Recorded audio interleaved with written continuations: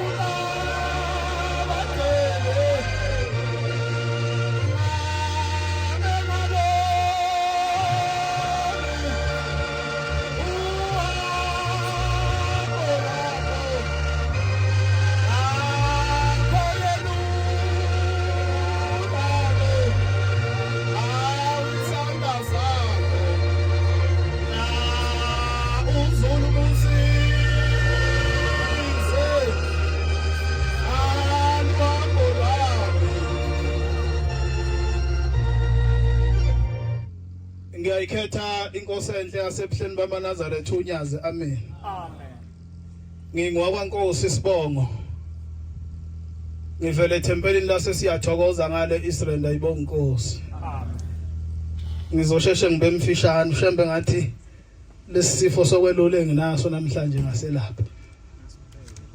BaNazaretha amahle enkosini sisendabeni enkulu sisuka esikhumbuzweni senyanga yezulu ayibonga inkosi. Amen. Ngenhlahla kushembe bengithandile wangimema ufamisile nje ukungimema. Elinye ilanga emhleni yasendulo ngisahlala ngapha eThekwini kunenye intombazane eyayingasonti ayingelona iNazaretha kodwa ikhuluma indaba kaNkuluNkulu ukuthi ngalesi sikhathi kuhanjwa ngeyitimela kiwe emsebenzini kubuya emsebenzini kwakukhulunywa indaba kaShembe. Ngike ngakubona lapha eGoli ngificile ekhulunywa indaba kaShembe eyitimeleni. Ithi ke le ntombazane yayithi mayikhulunywa indaba kaShembe mina ngangingezwa lutho futhi ngangingafuni nje nokuzwa.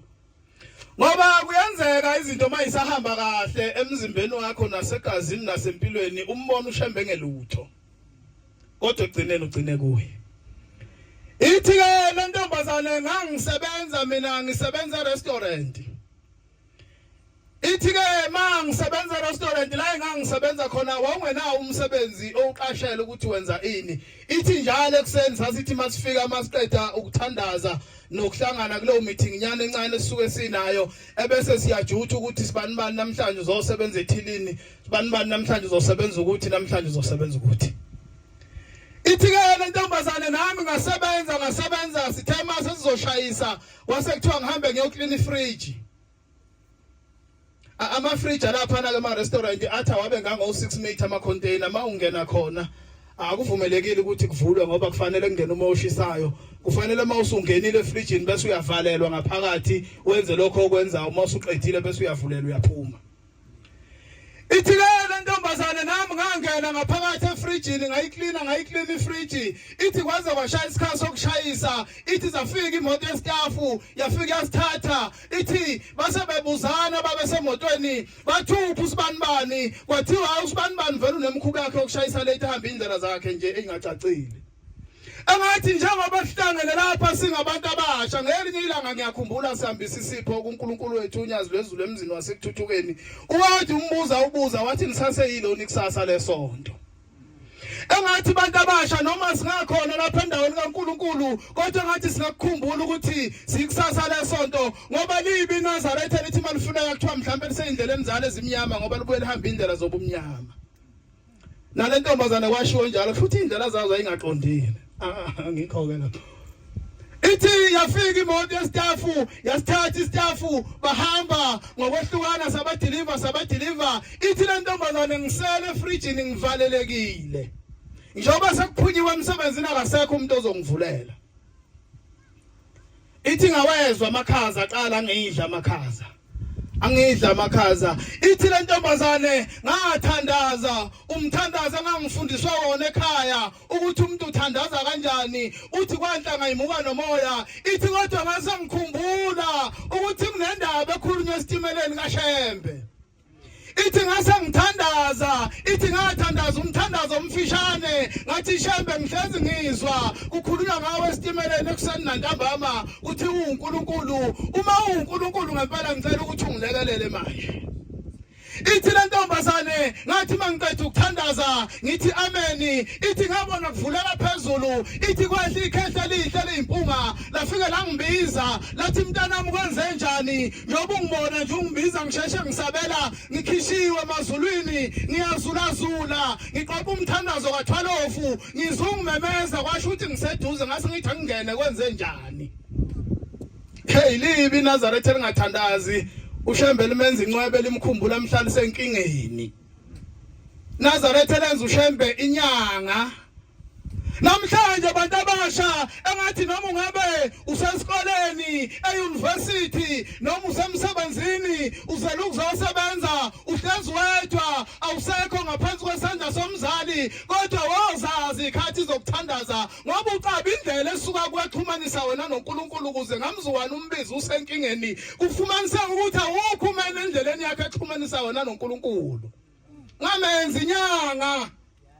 inyanga uyikhumbula uma usenkingeni angazi ngibenza besho njalo mina ngihambe phela ngiyiNazaretha ngidla amanzi namafutha ayibonga inkosi ithi lenkosi ithi lentombazane hayi baba nginenkinga lapha ngivalelekile bangishiyile manje ngisakwazi ukuphuma wayesethi uNkulunkulu wethu omuhle hayi mntanami amafriji alapha na awafani nalawa akasendlini kukhona izinto ezifakwa lapha phezulu engathi mawuyibuka wena kube ngathi zingamafeni izona eziphehla umoya obandayo ukuze impahla engaphakathi ingonakali laselithi lelikhehla hayi mntanami ngiyabuya ngisawukufunela ingubo kodwa into engizoyenza ngizokuvalela amafeni amabili okuyona khipha umoya obandayo uhlale ngapha ngaphansi kwawo ukuze impahla belungu ingonakali ithi lentombazane laphinde laphuma langene khona lelikhehla lathi malibuya labuya liphethe isikhumba sengwe lafike langibesa ngaso mayifika kuseni manager esitolo ngoba iNazaretha uma ifika bayazi nabo uzwithe imanager uma ufika uyawuqala na uthi ukuzulazula urawundela usebenzela khona ubonke ukhona umonakalo yayisifika nemanager yahlola yathi mayivula efrijini yafika intombazane ilele imbethe isikhumba sengwe yayisithatha yadonsa sizoxoxa office kwenze njani ithayi ngibe nenkinga ngasala lapha kodwa ngithandazile yonke imithandazo engifundiswa ekhaya Nkosi yami ngathi lokho abazali abasifundise khona singeke lahle webantu abasha ngoba kuyaphilisa ithi incwadi yeBhayibheli mangiyifunda kahle mangithola ithuba ithi londo umyalo kayihle ungasidela isifundiso sika mama ithi kuba uphentanyeni yakho ukuthakeleze nasemlonyeni wakho ithi la uhamba khona kokuhola nala uhlala khona kohlala nawe izithi noma ulala kuyogcina noma ukhuluma kuyokhuluma nawe uyozwakala noma uvula umlomo uthi khuluma umuntu ophatha imiyalo yabazali ukuthi imbiki intshana namhlanje imene ingaphuma ithatha umphako ewuphathisa umzali iwulahle ngefastela ithi lo mphako ongiphathise wona umama noma ubaba awufanele ukudliwa la ngiyakhona kanti ukuphathisa umphako ophethe impilo yakho yonke hayi bahamba nemanager bafike bahlale office yasichaza isitolo ingane imanager donsa idrawer lekhabethe yakhipha amafoto yawajikela phezu kwetafula yayisikhomba inyanga yezulu yathi hawu naleli khehla kanti likhona nikuleli izwe yilo lelo lifike la ngephula ngabe ngifile elokugcina uShembe uyinto yonke kubantu bonke ngezikhathi zonke kodwa ufuna inhliziyo engenawo umeno. Tomusha delete yonke into esenhlizweni yakho kusale kubusa ushembe ngoba makukhona ezinye izinto ezibusayo lo nkulunkulu esimkhonzayo uNkulunkulu onesikhwele akafuni ukuphazanyiswa uyoguqa kuze kuphucuke idolo kanti enhlizweni yakho kukhona amanye amathembo nawo inkosi busenikuzwile amen. Indebankulio.